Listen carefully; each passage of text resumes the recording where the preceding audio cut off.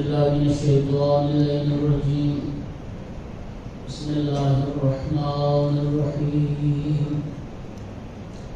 الحمد لله رب العالمين والعاقبة للمتقين والجنة للمؤمنين والنار للمنافقين. الحمد لله الذي جعلنا من المتمسكين بولاية علي بن أبي طالب وأولاده المعصومين.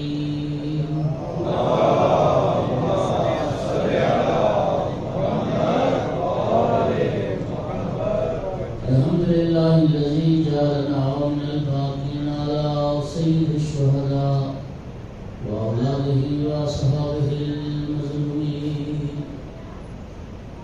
الصلاة والسلام والتحية والإكرام على رسوله الكريم شفيع المذنبين آنس الغريبين ورحمة للعالمين. عن العبد المؤيد الرسول المسدد المحمود الأحمد المصطفى الأمجد أبا القاسم محمد.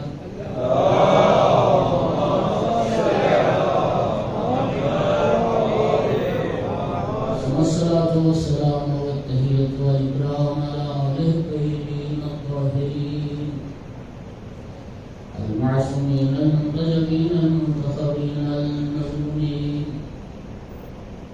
واللعنة الدائمة على أعدائهم الملعونين من عداوتهم إلى قيام يوم الدين وبعد يوم الدين. أما بعد، فقال سبحانه وتعالى في كتابه المجيد: بسم الله الرحمن الرحيم. قل لا أسألكم عليه أجرا إلا المودة في القربى. صلوات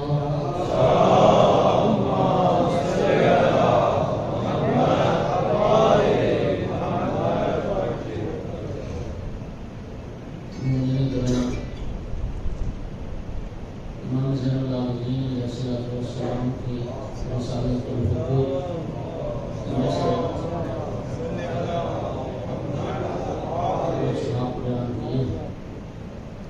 اس رسالہ میں امام علیہ السلام نے 50 حق ہیں جو بیان فرمائے ہیں اور جو ہماری گردنوں پر واقع ہیں، جن حقوق کا ادا کرنا. درس کیا کہ 50 آپ کو ان مجالس میں پورے نہیں ہو پائیں گے، لیکن کچھ انتخاب کیا میں نے، کچھ حقوق ان کو بیان کیا جائے. امام علیہ السلام فرماتے ہیں ایک حق استاد کا ہے، معلم. یہ استاد یا معلم کا جو عنوان ہے، میں نے پڑھا کہ اولین میں یہ ہر کسی کو استاد کے لقب سے ملقب نہیں کیا جاتا تھا، بلکہ پرانے جو ہمارے وہ گزرے ہیں وہ زبان فلاسفہ، وہ علی سینا، ارسطو اور اس طرح کی جو شخصیات تھیں، ان کا یہ کہنا تھا کہ جو بندہ کم از کم 72 علوم اور فنون میں مہارت رکھتا ہو، وہ حق رکھتا ہے کہ اسے استاد کہا گیا. یعنی لفظ استاد سے ہر کسی کو نہیں پکارا جاتا تھا. اتنی بڑی علمی شخصیت ہوتی تھی اس کو استاد کہتے تھے.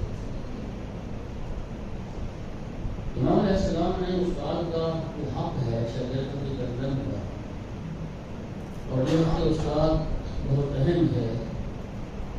امام علیہ السلام نے فرمایا کہ وَأَمَّا حَقُّ سَائِسِكَ بِالْعِلْمِ فَالتَّعْظِيمُ لَهُ وَالتَّوْقِيرُ لِمَجْلِسِهِ. اس کی تعظیم کی جائے، شاگرد پر لازم ہے استاد کی تعظیم کرے اور اس کی محفل اور مجلس کی توقیر کرے. اس کی عزت اور وقار کا خیال رکھے، حسن الاستماع الیہ، اور استاد کی گفتگو کو انتہائی توجہ کے ساتھ سماعت کرے، والاقبال علیہ، اور استاد کی محفل میں جب بیٹھا ہو تو اس کی ساری جو توجہ ہے وہ استاد کی طرف ہو۔ ایسا نہیں ہے کہ جیسا ہم لوگ بات کرتے ہیں، کسی کی بات کا ہم جواب دے رہے ہوتے ہیں لیکن ہمارا وہ کسی اور طرف ہوتا ہے، کہیں اور دیکھ رہے ہوتے ہیں، کسی بات نہیں کر رہے نہیں۔ اور میں کاملا استاد کی طرف تم متوجہ ہو، استاد کی طرف تم دیکھو۔ اور فرمایا کہ تم اس کی مدد کرو، کس کام میں؟ تاکہ تمہیں وہ علم عطا کرے جس کی تمہیں ضرورت ہے، جس علم کے تم محتاج ہو، جس علم کی تمہیں ضرورت ہے، اس علم کے حاصل کرنے میں تم اس کی مدد کرو۔ اور فرمایا وہ علم حاصل کرنے کے لیے تم اپنی عقل کو آمادہ کرو، اپنے فہم، اپنی شعور، اپنے دل کو استاد کے حوالے کرو، لذتوں کو چھوڑ کر اور خواہشات کو گھٹا کر اپنی نظر استاد پر مرکوز کرو۔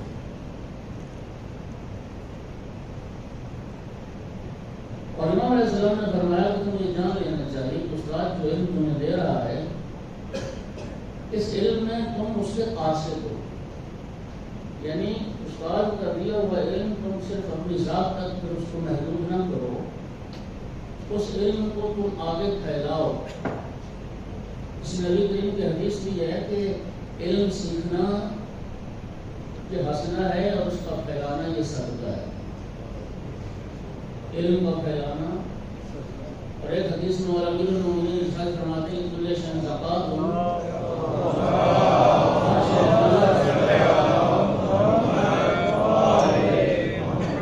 ہر شے کی کوئی نہ کوئی زکات ہے، علم کی زکات اس علم کو ان لوگوں تک پہنچانا ہے جن کے پاس وہ علم نہیں ہے۔ امام بھی یہ فرما رہے ہیں کہ تم جو علم استاد سے سیکھ رہے ہو اس علم میں تم قاصد ہو اپنے استاد کے، اور پیغام پہنچانے میں تم خیانت نہ کرو، جو چیز تم نے اپنے ذمہ لی اس کو ادا کرو۔ مومنین حق استاد اس طرح رحم ہے کہ احادیث میں نبی کریم نے فرمایا الآباء ثلاثہ، تین باپ ہوتے ہیں انسان، من ولدک جو تمہیں جنم دیتا ہے، ومن علمک وہ بھی تمہارا باپ ہوتا ہے جو تمہیں علم دیتا ہے، ومن زوجک اور وہ بھی تمہارا باپ ہوتا ہے جو تمہیں اپنی بیٹی دیتا ہے۔ یہ تینوں آبا کا احترام لازم ہے۔ ارسطو کہتا تھا، کسی نے پوچھا تھا کہ باپ اور استاد میں سے کس کا احترام لازم ہے؟ اس نے کہتا تھا کہ باپ اور استاد میں استاد کا احترام زیادہ ہے۔ وہ کیوں زیادہ ہے؟ انہوں نے کہا تھا کہ باپ جو ہوتا ہے وہ حیات ثانیہ کے لیے ہمیں پیدا کرتا ہے، اور استاد جو ہوتا ہے وہ حیات باقیہ کے لیے ہمیں تیار کرتا ہے۔ علم ایک باقی رہنے والی اور لازوال دولت ہے جسے زوال نہیں آ سکتا۔ مولا امیر المومنین علیہ السلام کا ارشاد گرامی ہے من علمنی حرفا فكنت له عبدا، جو مجھے ایک حرف علم دے، ایک حرف، تو میں گویا اس کا غلام، وہ میرا آقا ہے جس نے ایک حرف مجھے پڑھایا۔ اگرچہ مولا امیر المومنین کا استاد رسول اللہ کے سوا اور کون ہے؟ کوئی بھی نہیں۔ اور مولا امیر المومنین کا یہ دعویٰ ہے اپنی جگہ انا عبد من عبید محمد صلی اللہ علیہ وسلم،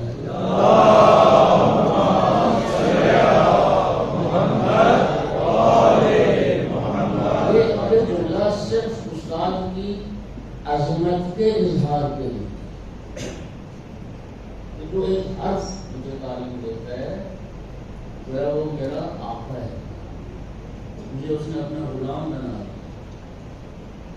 سید رضی مؤلف نہج البلاغہ، جنہوں نے امیر المومنین علیہ السلام کے کلام کو تعریف جمع کی۔ میں نے ان کے حالات میں پڑھا کہ سید رضی گھوڑے پر سوار تھے، تو سید رضی کے ایک شاگرد کے ساتھ جا رہے تھے، راستے میں مسیحی قبرستان آیا، عیسائیوں کے قبرستان آیا۔ اس قبرستان کے قریب سید رضی اپنے گھوڑے سے اتر پڑے، اور وہ جو قبرستان والی حدود تھی انہوں نے وہ پیدل کراس کی، اور قبرستان کی حدود سے گزرنے کے بعد پھر سوار ہوئے گھوڑے۔ شاگرد بڑا حیران ہوا، اور شاگرد نے پوچھا کیا مسیحی عیسائیوں کی قبروں کا احترام لازم ہے کہ ان کے پاس سے انسان سوار ہو کر نہ گزرے؟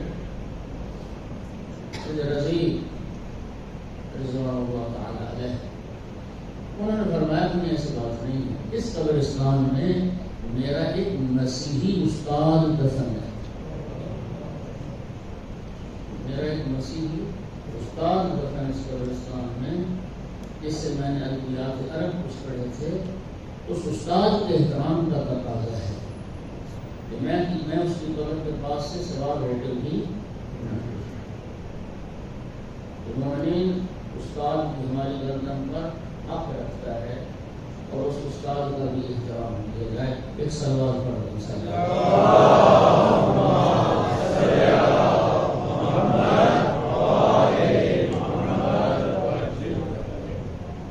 استاد کے بعد شاگرد کا بھی ایک حق ہے،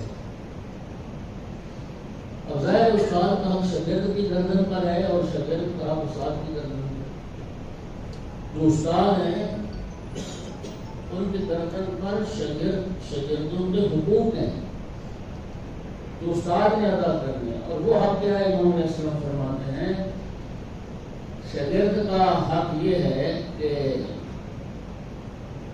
ان تعلم ان اللہ قد جعلک لهم قیما فیما آتاک من العلم، اور فرماتے ہیں تم اس بات کا علم ہونا چاہیے کہ اللہ نے جن تمہیں علم عطا کیا ہے، جو علم جو ہنر رب نے تمہیں عطا کیا ہے، اور حکمت کا جو خزانہ اللہ نے تمہیں عطا کیا ہے، اللہ نے تمہیں شاگردوں کا سرپرست بنایا۔ تم اپنے جو تم سے سیکھ رہے ہیں تمہیں اللہ نے ان کا سرپرست بنایا، اور اگر تم نے اس سرپرستی کے حق کو اچھی طرح ادا کیا اور ان کے لیے مہربان بنے،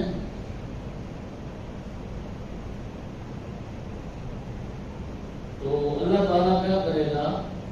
خداوند عالم تمہارے لیے اس کے رائے خیر تم کو عطا کرے گا جو اس کے پاس موجود ہے، اور اگر تم اس کے علم عطا کرنے میں بخل سے کام لوگے تو سمجھو کہ تم نے اپنے اس شاگرد کے ساتھ خیانت کی ہے، اور تم خدا کے لیے بھی خائن قرار پاؤ گے، اس کے مخلوق کے لیے تم ظالم قرار پاؤ گے۔ اور یاد رکھنا شاگرد کو کچھ علم نہ دینا فرمایا یہ عزت اور نعمت کے سلب ہونے کا باعث ہے۔ آج کل ہم دیکھتے ہیں کہ یہ علم چھوڑ کے فن کی دنیا میں سمجھتا ہوں کہ یہ لوگ ان بچوں کے ساتھ خیانت کر رہے ہیں۔ کوئی کسی ورک شاپ پہ ہے، کوئی کسی درزی کے پاس ہے، کوئی کسی اور معمار کے ساتھ ہے، کوئی کسی مستری کے پاس ہے، کوئی کسی، تو کتنا عرصہ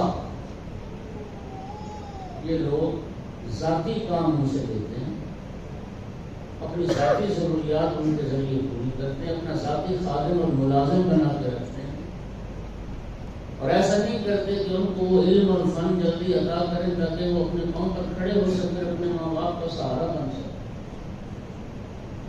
اور یہ چیز اخلاقاً اور شرعاً دونوں لحاظ سے درست نہیں ہے کہ ان کا استحصال کیا جائے اور ان غریبوں کی مجبوری سے ذاتی فائدہ اٹھایا جائے۔ جو تمہارے پاس آیا ہے تم سے علم اور فن سیکھنے کے لیے آیا ہے، لہٰذا امام فرماتے ہیں اللہ نے جو تمہیں یہ علم اور حکمت اور فن عطا کیا ہے اس میں تم امین بنے اور آپ کی طرف سے اس امانت کی ادائیگی میں خیانت نہ کرو، ورنہ تم خدا کے نزدیک بھی خائن قرار پاؤ گے اور اللہ کے نزدیک تم ظالم قرار پاؤ گے۔ یہ استاد کا ایک سلوات پڑھنے سارے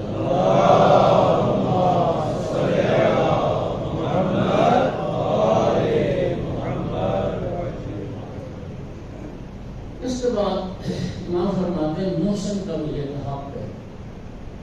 کوئی اگر تمہارے ساتھ احسان کرتا ہے، کوئی تمہارے ساتھ بھلائی کرتا ہے، کوئی تمہارے ساتھ نیکی کرتا ہے تو ایک حق تمہاری گردن پر آ جاتا ہے اس محسن کے حوالے سے۔ اور آپ جانتے ہیں کہ چھٹے امام کی ایک حدیث پڑھی تھی، بڑا عرصہ ہو گیا، امام فرماتے ہیں کہ دو عیب ایسے ہیں کہ وہ اگر کسی بندے میں پائے جاتے ہیں نا تو وہ جنت کا حقدار نہیں ہوگا۔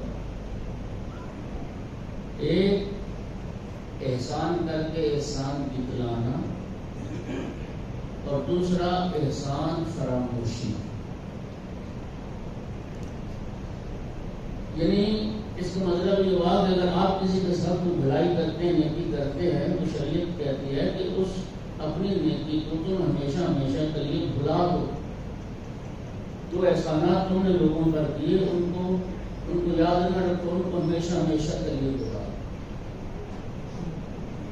لا تبطلوا صدقاتکم بالمن والاذى، اللہ تعالیٰ قرآن فرماتا ہے احسان بھی تلا کر رب العالم نے اس من کو اذا کے ساتھ اس کی وضاحت فرمائی ہے۔ یہ کسی پر جو احسان دلانا ہوتا ہے یہ اس کو اذیت کرنا ہوتا ہے، اس کو تکلیف پہنچانا۔ احسان دلا کر اور کسی کو اذیت کر کے تم اپنے صدقات باطل نہ کرو، لیکن اگر کوئی تمہارے ساتھ نیکی کرے، کوئی تمہارے ساتھ احسان کرے تو اس کے احسان کو ہمیشہ یاد رکھو، اس کی نیکی کو تم ہمیشہ۔ ہماری احادیث میں احسان فراموش شخص کو کتے سے بھی بدتر کہا ہے۔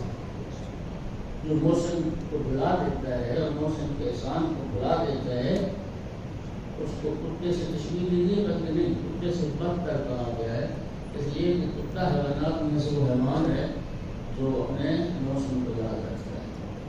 ہم سجاد علیہ السلام کو فرماتے ہیں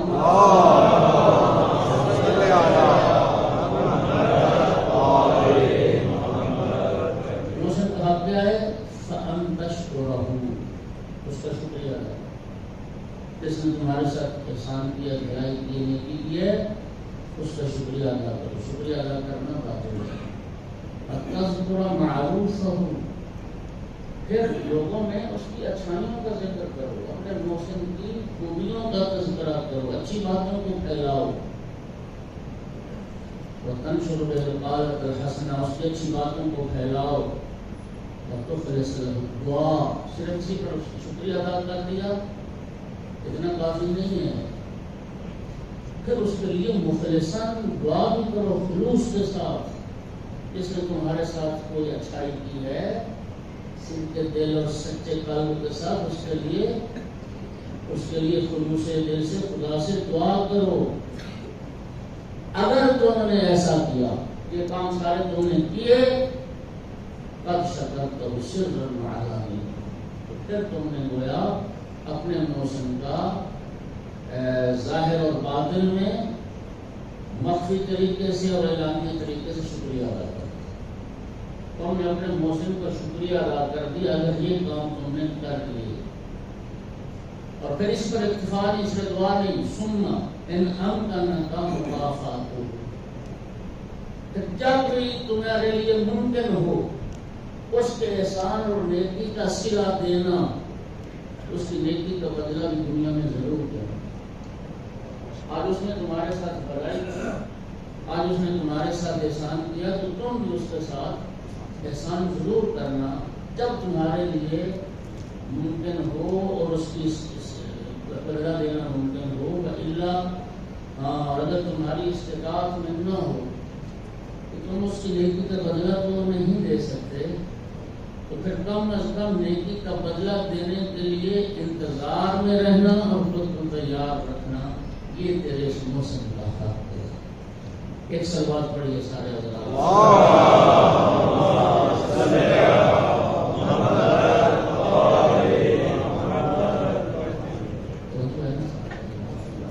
انشاءاللہ گھبراہٹ کوئی نہیں۔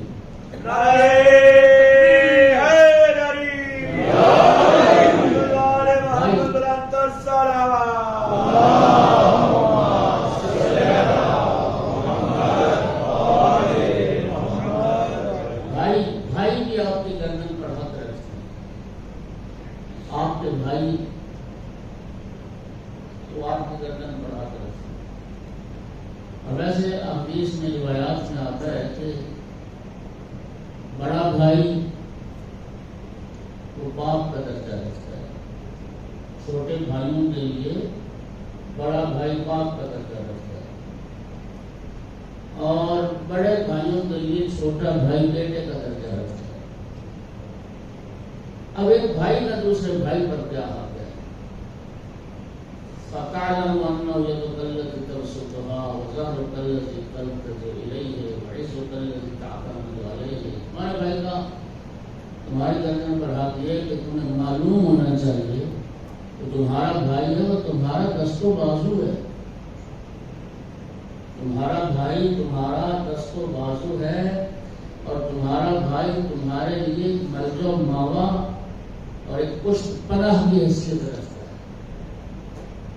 جہاں تم پناہ حاصل کرتے ہو اور جس پر تم اعتماد کرتے ہو۔ تمہارا بھائی تمہاری عزت و وقار ہے، اور تمہارا بھائی تمہاری قوت ہے، طاقت ہے، جس کے ذریعے تم حملہ کرتے ہو۔ لیکن ورنہ ایک بات کا خیال رکھنا، اپنے بھائی کے ذریعے سے اللہ کی نافرمانی نہ کرنا، اور اپنے بھائی کی وجہ سے کسی پر ظلم بھی نہ کرنا۔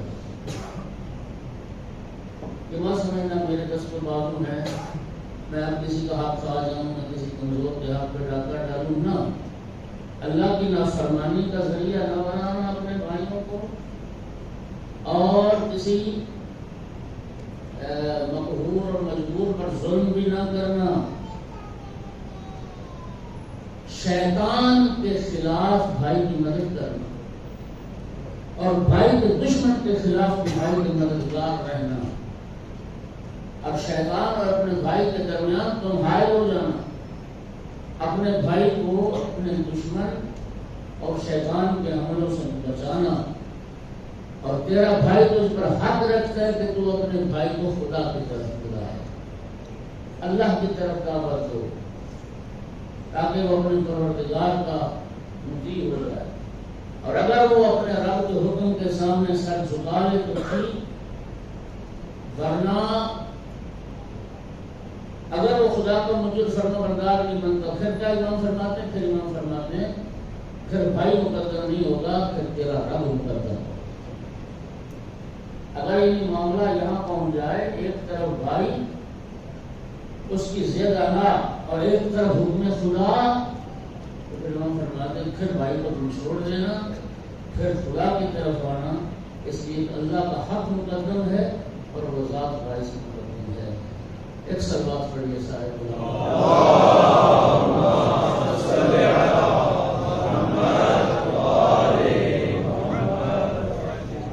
اگلا حق اولاد کا حق ہے، اور یہ موضوع انتہائی ضروری بھی ہے اور انتہائی اہم بھی ہے۔ آپ اس سے بات کریں۔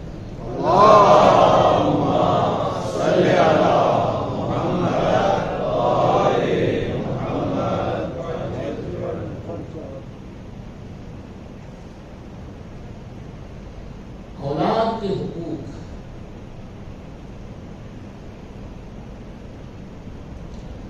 مومنین یقین فرمائیے، میں یہ سمجھتا ہوں کہ ظاہر ہے جوان کی جب شادی ہوگی تو شادی کے بعد پھر اولاد کی طلب، اولاد کے لیے دعائیں، اور اولاد جلدی نہ ہو تو پھر کہتے ہیں ماں باپ منتیں ماننا شروع کر دیں۔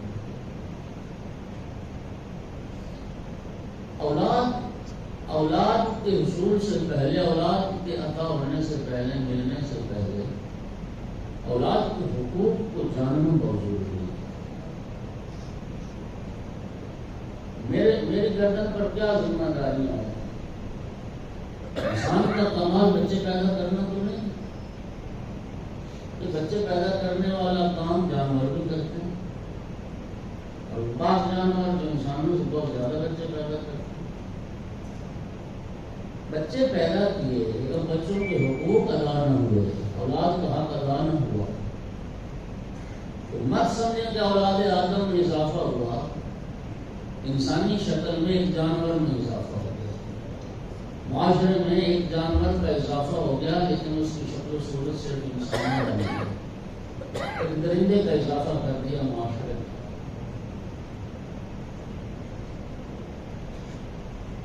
اولاد کے حقوق اور لباس رسمیں، اگر ہم قرآن و روایت کی طرف رجوع کریں،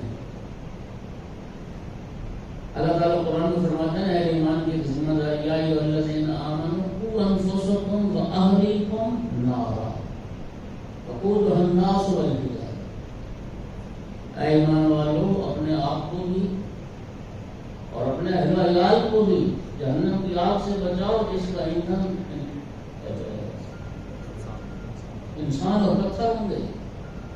انسان ایندھن کے طور پہ جلے گا جہنم میں۔ یعنی یہ آیت بتاتی ہے کہ مومن صرف اپنی نجات کی فکر میں نہیں ہے، قرآن کی نگاہ میں مومن وہ ہے جو اپنی نجات کی بھی فکر کرے، اپنے اہل و عیال، اپنی بیوی بچوں کی اولاد کو بھی جہنم سے بچانے کی فکر کرے۔ جہاں تک اولاد کے حقوق کا تعلق ہے تو دوستوں یقین رکھیں کہ اولاد کے جہاں تک حقوق ہیں یہ اولاد کی ولادت کے بعد ان کا حق شروع نہیں ہوتا، اولاد کی جو ماں کا انتخاب ہے نا اس سے اولاد کا حق شروع ہو جاتا ہے۔ اپنے بچوں کے لیے تو ماں کیسے منتخب کرتے ہو، وہاں سے یہ مرحلہ شروع ہوتا ہے۔ بچے کی ولادت تو اس وقت تک کئی مرحلے گزر چکے ہوتے ہیں۔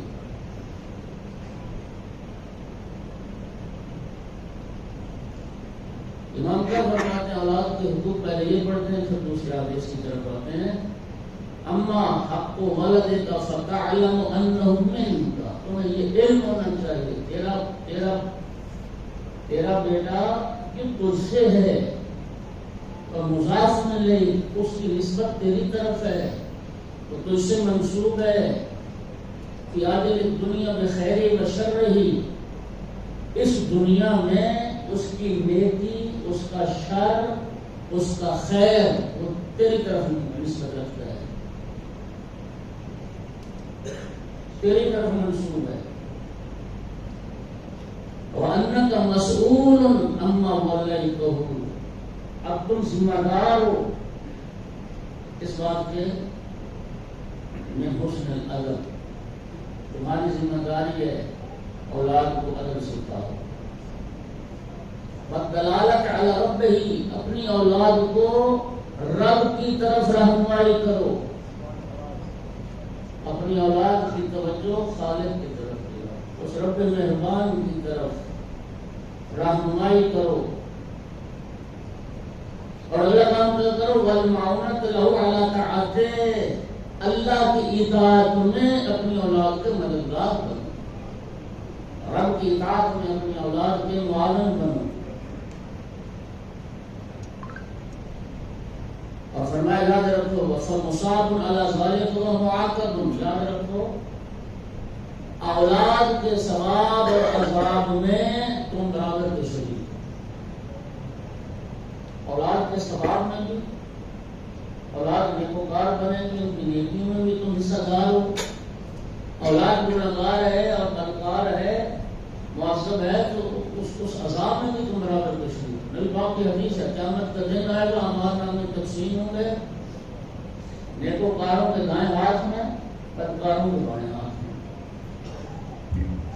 وہ جب پڑھیں گے نامہ اعمال کو، بدکار شخص پڑھے گا اپنے نامہ اعمال کو تو ایسے ایسے گناہ لکھے ہوں گے، چیخ اٹھے گا میرا اللہ یہ گناہ میں نے تو نہیں کیا، تو میرے نام اعمال میں لکھ دیا، میرا نام اعمال نہیں ہے۔ ارشاد پروردگار ہوگا یہ گناہ تم نے نہیں کیے، یہ گناہ تیری اولاد نے کیے، جنہیں تم نے جنم تو دیا، پیدا تو کر لیا، ان کی تعلیم و تربیت کا خیال نہ کیا، ان کے حقوق ادا نہ کیے، اب جو سزا اولاد ان گناہوں پر بھوگتے تھے وہ ماں باپ کو بھوگتے۔ اور اسی طرح نیکوکار ان کے دائیں ہاتھ میں نام اعمال ہے، ایسی ایسی نیکیاں لکھی ہوں گی۔ عرض کریں گے پروردگار یہ نیکیاں تو میں نے نہیں کی تھی جو میرے نام اعمال میں لکھی، ارشاد ہوگا یہ نیکیاں تمہاری اس اولاد نے کی، اس اولاد کو تم نے جنم دیا، ان کے حقوق ادا کیے، ان کی تعلیم و تربیت کا اہتمام کیا، اب جتنا اجر اور ثواب ان نیکیوں پر تمہاری اولاد پائے گی اتنا اجر و ثواب ماں باپ کو پائے گی۔ امام سجاد علیہ السلام نے یہ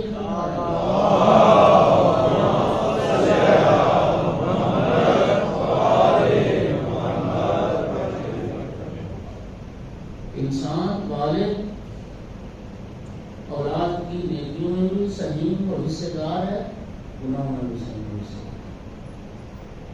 البتہ جو واجبات اپنے جو حقوق ہیں وہ ادا کرے۔ من حق الولد علی الوالد، اور صحیح حدیث میں یہ حقوق بیان ہوئے۔ پہلا حق نبی کریم صلی اللہ علیہ وآلہ وسلم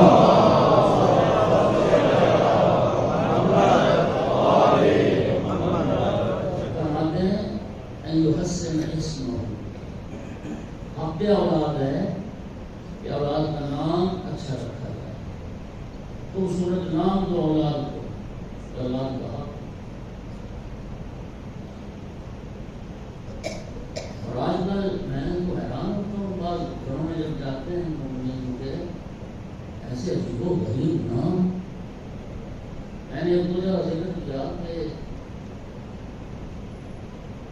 میرے والد و احترام کے صاحب نے تشریف فرمایا اور مجھے گھر جانے کا اتفاق ہوا، بچے کا نام پوچھا، اللہ گواہ ہے نہ اردو لغت میں ملا، نہ عربی لغت میں ملا، نہ فارسی لغت میں ملا، مجھے کسی لغت میں وہ نام ہی نہیں پتہ نہیں انہوں نے کہاں سے۔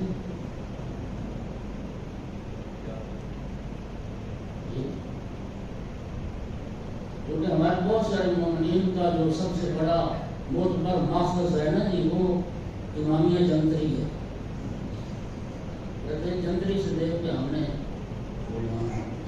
وہ نام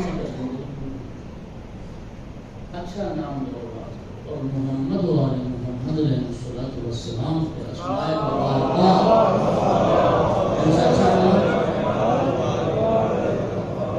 نام کائنات پر انفرادیت کے چکر میں ہے، یہ کوئی انوکھا سا نام ہونا چاہیے، منفرد سا نام ہونا چاہیے، کائنات میں غلط معنی والے نام بے ہودہ نام رکھ لیں گے۔ اچھا خیر، وہ آیت اللہ موسمی کی معذرت چاہتا ہوں، آیت اللہ محسن کراچی کی مجھے بات یاد آتی ہے۔ وہ فرماتے تھے کہ دنیا داری کی کچھ چیزیں ہیں ان میں ہم بڑی حص کرتے ہیں ایک دوسرے کی، کوئی فلاں کے گھر میں وہ نہیں سے آئی تو ہمارے گھر میں بھی ہونی چاہیے، اور فلاں کے گھر میں آئی تو ہمارے گھر میں بھی ہونی چاہیے۔ وہ فرماتے دنیا داری کی چیزوں میں تم بڑے حص کرتے ہو، اور نام کا معاملہ ہے تو بیٹے کا نام علی رکھو نہیں کہ وہ پہلے وہ بھائی کے بیٹے کا نام بھی علی ہے، وہ بہن کی بیٹے کا نام بھی علی ہے، بیٹی کا نام فاطمہ رکھو نہیں کہ یہ نام پہلے گھر میں گھرانے میں ہمارے خاندان میں بہت ہے۔ وہ فرماتے تھے کہ اس میں تم ریس کیوں نہیں کرتے کہ بھائی کے گھر میں علی، میرے گھر میں بھی علی ہو، غلام کے گھر فاطمہ ہے، میرے گھر میں فاطمہ۔ آپ کیوں بھول جاتے ہیں اس بات کو کہ اللہ نے امام حسین علیہ السلام کو کتنے بیٹے عطا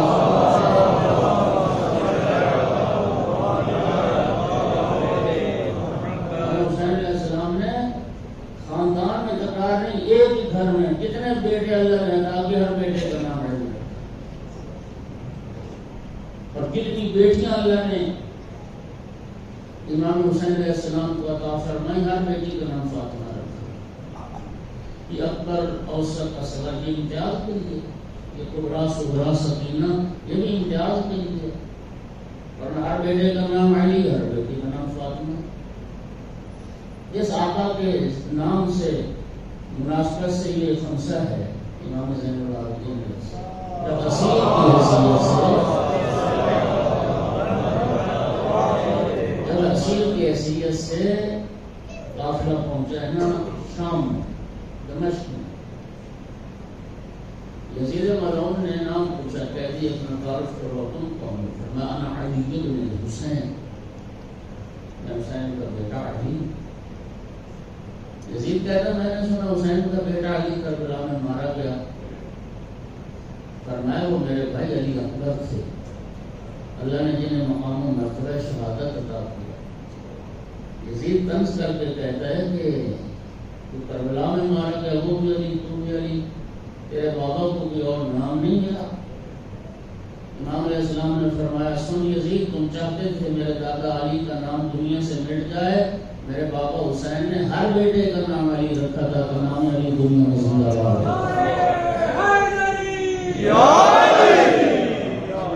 باد محمد و آل محمد صلی اللہ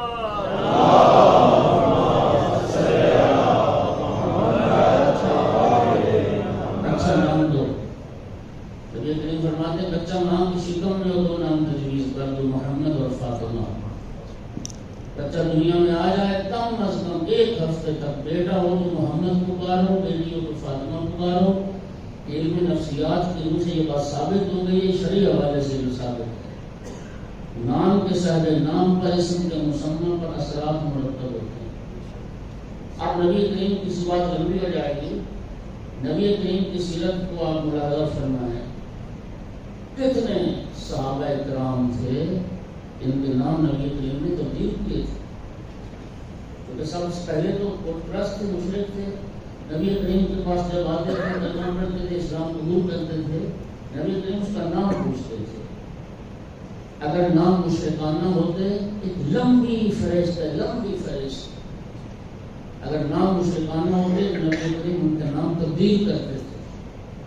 نام کے صاحب نام پر اثرات مرتب ہوتے ہیں۔ اور مذہب اہل بیت میں مشرکانہ نام رکھنے حرام ہے، کچھ نام رکھنے مکروہ ہیں، کچھ نام رکھنے کراہت رکھتے ہیں۔ اور خانوادہ امام صادق علیہ السلام کی خدمت میں شخص آتا ہے،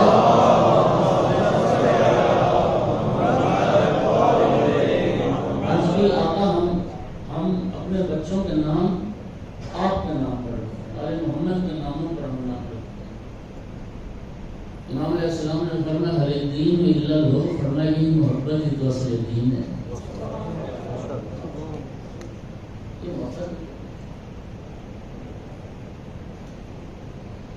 اولاد کا پہلا حق اچھا نام رکھو، دوسرا حق ان یعلمہ القرآن، قرآن کی تعلیم دو۔ یہ حق آج کتنے دیا جاتا ہے بتائیے؟ زور صاحب قبلہ سے معذرت کے ساتھ میں یہاں پر دیکھیے دو چیزیں ہیں نبی پاک میں، ایک ہے قراءت قرآن، ایک ہے علم قرآن، یہ دو چیزیں الگ الگ ہیں۔ ایک ہے قرآن پاک کا پڑھ لینا، قراءت کر لینا، یہ الگ چیز ہے، لیکن قرآن کا علم دینا، قرآن کی تعلیم دینا، یہ ایک الگ معاملہ ہے۔ یہ پڑھنے سے بعد والا معاملہ ہے کہ انسان غور و فکر کرے، سمجھے کہ یہ قرآن کیا کہتا ہے۔ یہ حق کہاں لے رہے ہیں ہم اپنے اولاد کو؟ ہماری اولاد کو تو قرآن پڑھنا نہیں آتا، سمجھنا تو دور کی بات ہے، فہم قرآن تو دور کی بات ہے۔ یہ حق کون دے گا؟ رسول اللہ فرما رہے ہیں تمہارا ابتدائی حق جو اولاد کا حق ہے ماں باپ کے گردن پر، وہ علم قرآن ہے۔ ایُحسن عقبہ، تیسرا اس کو ادب سکھاؤ. ادب میں سیرت پیغمبر اور آل پیغمبر آتی ہے. اٹھنے کے آداب، بیٹھنے کے آداب، کھانے کے آداب، پہننے کے آداب، سونے کے آداب، پینے کے آداب، چلنے کے آداب، آداب معاشرت. سیرت پیغمبر اکرم لقد کان لکم فی رسول اللہ اسوۃ حسنہ. دکھ کی بات ہے، قرآن نے کہا کہ بہترین اسوہ رسول اللہ کی ذات ہے، بہترین نمونہ عمل رسول اللہ کی ذات. سیرت پیغمبر پر 20 سینکڑوں نہیں ہزاروں کتابیں لکھی ہیں. سینکڑوں کتابیں ہمارے علماء نے بھی لکھی ہیں سیرت پیغمبر اکرم پر. دکھ کی بات ہے کہ ہم پیغمبر اکرم کی سیرت سے ایک کتاب نہ پڑھی ہم نے رسول اللہ کی سیرت کا، ایک کتاب نہ پڑھی ہم نے تہذیب آل محمد. یہ تہذیب آل محمد ہی پڑھ لیتے. امام مجلسی کی جو تعریف ہے میں التماس کروں گا کہ تہذیب آل محمد حلیۃ المتقین اصل نام ہے، ترجمہ ہوا اس کا تہذیب آل محمد کے نام سے. وہ پوری انسان کی جو زندگی ہے اور مختلف حیات انسانی کے جو پہلو ہیں اس میں پیغمبر علی پیغمبر کی سیرت ہو بیان کرتے. چلو اسی کا ہی مطالعہ کر رہے ہیں. ہمارے آداب کیا ہونے چاہیے؟ یہ رسول اللہ کی سیرت سے، ائمہ کی سیرت سے دوری کا نتیجہ ہے. آج ہماری نئی نسل جوانوں کی ہولیت دیکھ رہے ہیں آپ، ان میں پیغمبر علی پیغمبر کی سیرت نظر نہیں آتی. یہ یورپ سے متاثر ہو رہے ہیں، یہ فلم و ڈراموں سے متاثر ہو رہے ہیں. ان کے لباس دیکھو، ان کی حجامتیں دیکھو، ان کے بال دیکھو، ان کے حلیے دیکھو. یہ رسول اللہ کی سیرت ہے. یہی چیز ادب میں آتی ہے. ادب سکھاؤ، آواز کو ادب سکھاؤ. تو کون سکھائے گا؟ امام سجاد علیہ السلام فرما رہے ہیں یہ اولاد کا حق ہے اور یہ حق ماں باپ کو ادا کرنا ہے. ماں باپ کی ذمہ داری حق ادا ہے. کدھر جا رہے ہیں؟ اور اگلی بات سنیں، یہ جو واقعہ کربلا، امام حسین علیہ السلام کا کربلا میں تشریف لانا. اب امیر المومنین کی ایک پہلی جنگ کا آغاز ہوئی صفین، اور امیر مصروف جہاد ہے. گھمسان کر رہے ہیں، تیر تلوار نیزے چل رہے ہیں. اور ابن عباس سے فرمایا کہ مجھے پانی پلاؤ، پیاس لگی. جنگ ہے، میدان جنگ ہو رہی. ابن عباس سے بڑی مشکل سے، پتہ نہیں کہاں سے، اس زمانے میں مٹی کا پیالہ پانی کا بھر کے اب امیر المومنین کی نگاہ پڑی، دیکھو پیالے کا کنارہ ٹوٹا ہوا ہے. جناب امیر علیہ السلام نے فرمایا کہ رسول اللہ صلی اللہ علیہ وسلم کا فرمان ہے جس برتن کا کنارہ ٹوٹا ہو، اس برتن کا کنارہ ٹوٹا اسے کھانا پینا مکروہ ہے. ورنہ اس پیالے کا کنارہ ٹوٹا ہوا میں نہیں پیوں گا. ابن عباس عرض کرتا ہے یا امیر المومنین، تیر تلوار چل رہے، مشکل سے پانی آیا، مکروہ ہے، حرام تو نہیں ہے. جناب کا جواب سننا. امیر المومنین نے فرمایا ابن عباس تو کیا سمجھتا ہوں رسول اللہ کی سنتوں کو زندہ کرنے کے لیے تو جنگ لڑ رہے ہیں. پیغمبر اکرم کی سنت کا احیاء تو ہمارا مقصد ہے. اور امام حسین علیہ السلام کربلا میں تشریف لائے. آپ کا ہزاروں بار کا سنا ہوا جملہ ہے. محمد حنفیہ کے نام جو وصیت نامہ اس میں کیا فرمایا تھا؟ اسیرہ بسیرت جدی رسول اللہ. میں نانا رسول اللہ کی سیرت کو دکھانا چاہتا ہوں دنیا کو. میں تو پیغمبر اکرم کی اپنے جد کی سیرت پر چل رہا ہوں. اب کربلا پہنچ کر کے اہل بصرہ کو خط لکھا. اس خط میں جملہ کیا ہے؟ اولا ترون ان السنت قد امیتت والبدعۃ قد احییت. تم دیکھ نہیں رہے ہو کہ سنتوں کو ختم کیا جا رہا ہے اور بدعتوں کو زندہ کیا جا رہا ہے. میں حسین کربلا میں آیا ہوں، میرا ساتھ دو تاکہ میں نانا کی سنتوں کو زندہ کروں. ائمہ کا ہدف مقصد اپنے جد رسول اللہ کی سیرت کا احیاء ہے، سنت کا احیاء ہے۔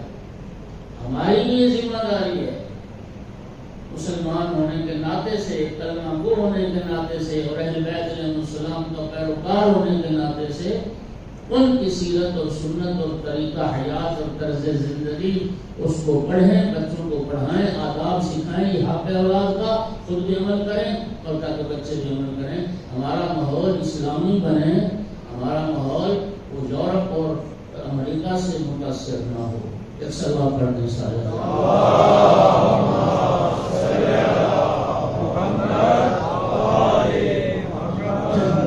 وقت میں گنجائش نہیں ہے، انشاءاللہ سلسلہ کلام آگے بڑھائیں گے۔ نہج بلاغہ میں خطبہ مولانا امیر المومنین علیہ السلام کا، جس میں اس کے آغاز میں امیر المومنین علیہ السلام کی زندگی میں جو مولا کے اصحاب و وفا جانثار جام شہادت نوش کر رہے ہیں، مولا امیر المومنین علیہ السلام ان کا نام لے لے کر انہیں یاد کرتے تھے اور روتے تھے، اور اللہ تعالیٰ یوں روتے تھے اپنے اصحاب کو یاد کر کے جیسے بوڑھی ماں جوان بیٹے کا رونے ہوتی ہے۔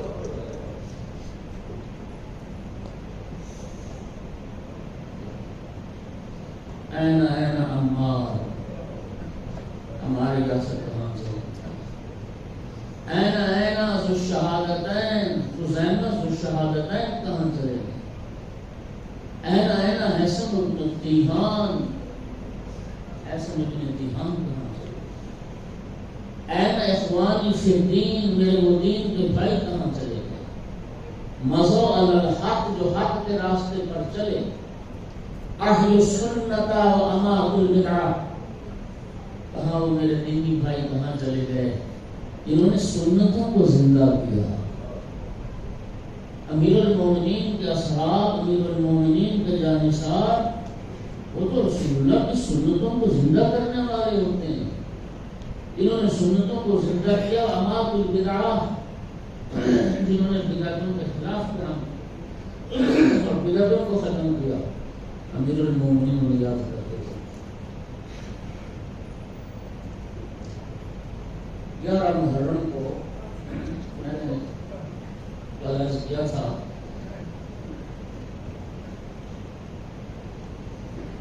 شہیدان کربلا کے سر تن سے جدا کیے گئے۔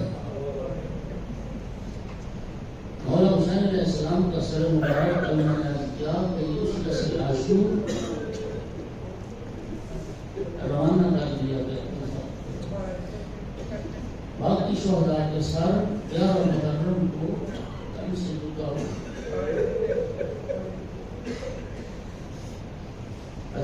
میں دیکھ رہی تھی بیٹوں کے سر تن سے جدا ہو، بہنیں دیکھ رہی تھی بھائیوں کے سر تن سے جدا ہو۔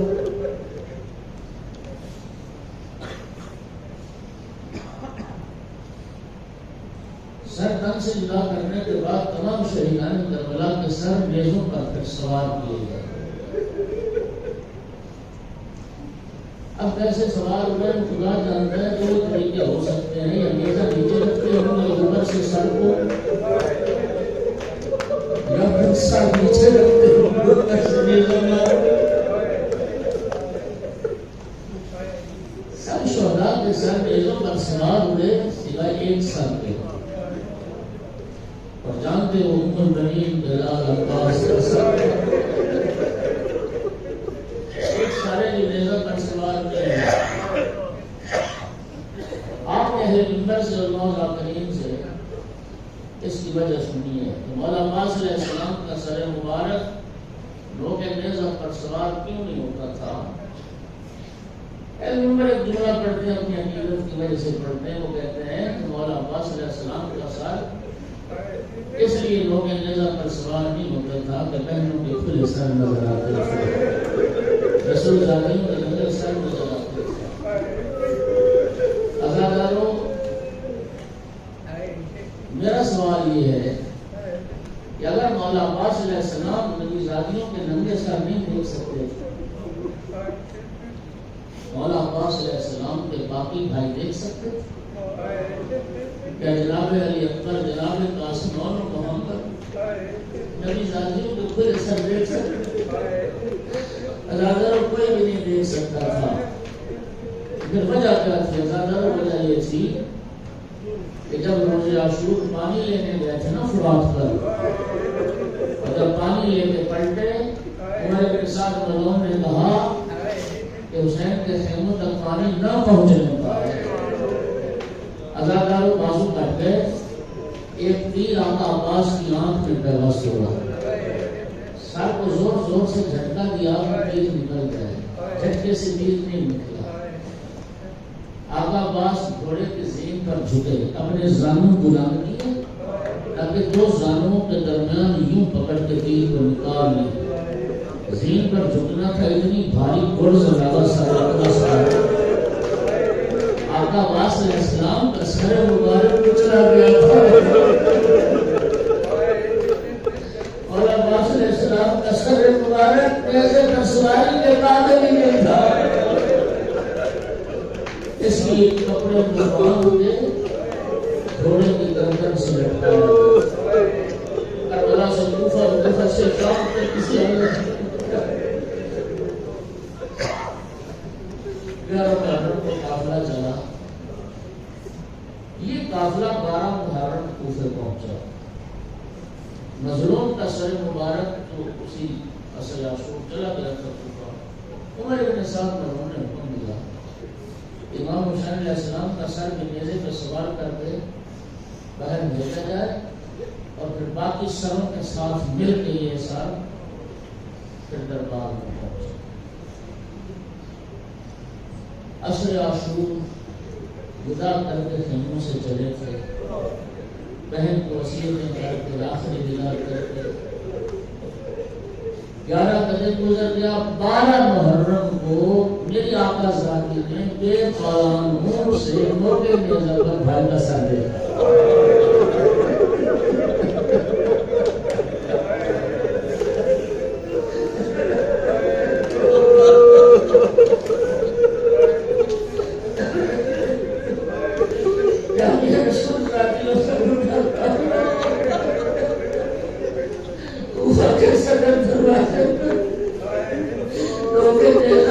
بھائی کا سر نظر آیا.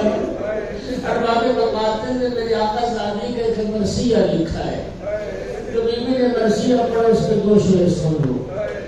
لا ہلال مستقمہ کا مانا غالہ خشوۃ فولا غروبا.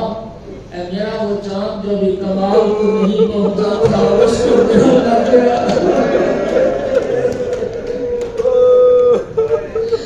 وہ چاند جو بھی کمال کو نہ پہنچا تھا اور اس کو کہنا گیا. ماتوا ہم تو یا شقیق سوادی کانا حاضر مقدر مکتوبہ. اے میرے بھائی میں زینب نے تو کبھی سوچا بھی نہیں تھا کہ قسمت یہ دیکھتی دکھلائے گی کہ میرا سر موقع نیزہ پہ ہوگا اور میں رہنا سر بازاروں میں آئے گا. ماتوا ہم تو یا شقیق سوادی.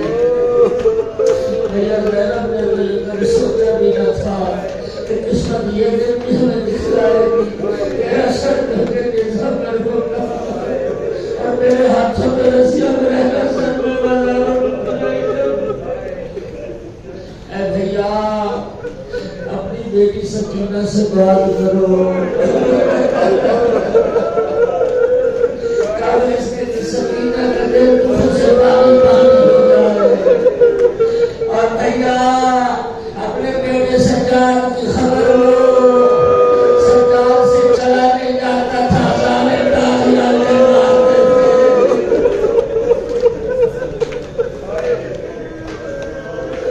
مارتے تھے.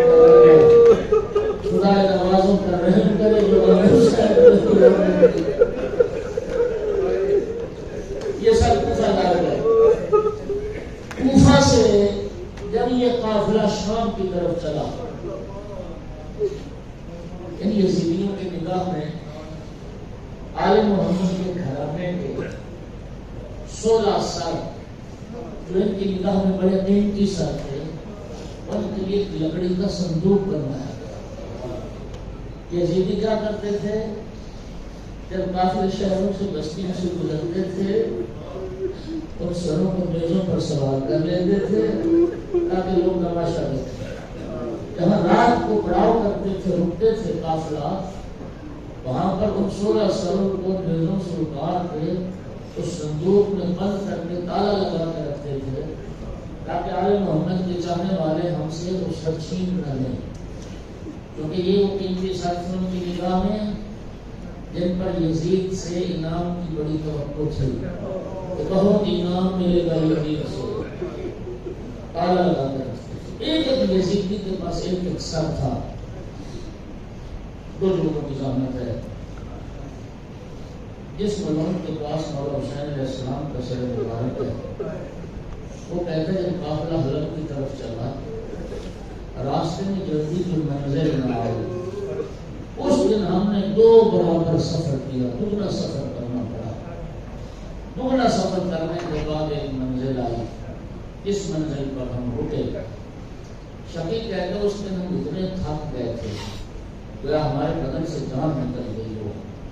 میں نے پڑھ لیا، آپ نے سن لیا، گھوڑوں پر سوار تھے، اتنے تھک گئے تھے، گھوڑوں پر سوار تھے،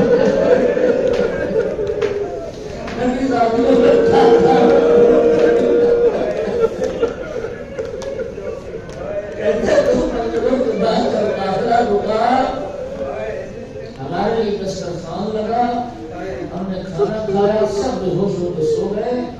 کسی میں اتنی ہمت نہ رہی کہ ان سروں کو 16 سروں کو میزوں سے اتارے اور پھر صندوق میں بند کرے اور تالا لگا کے رکھیں۔ ہر کسی نے نیزہ اپنے پہلو میں لٹایا اور سو گئے۔ کہتے آگے رات کو میری آنکھ کھلی، مجھے بڑی فکر تھی، میں نے قیدیوں کو بھی جائزہ لیا، اپنے ساتھیوں کو بھی دیکھا۔ اب میرا خواب تھا، کہتے میں نے چاند کی روشنی میں کیا دیکھا کہ مولا حسین کی چھوٹی بیٹی جناب سکینہ آہستہ آہستہ میری جان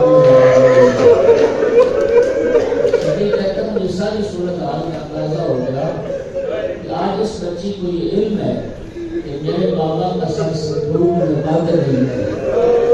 یقیناً وہ بچی اپنے بابا سے ملنا چاہتے تھے، لیکن کہتے جب میں بیٹھا نا تو بچی سہم گئی، اس کی قلم رک گئے۔ میں دیکھنا چاہتا تھا کہ بچی آج کیا کرتی ہے۔ کہتا میں پھر دیکھ گیا، اپنی آنکھیں میں نے کھلی رکھی تاکہ میں دیکھتی بچی کرتا۔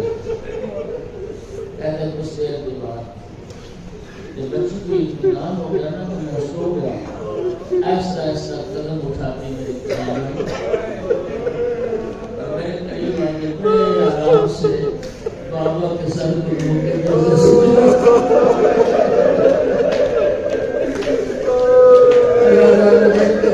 چھوٹی بیٹی ہے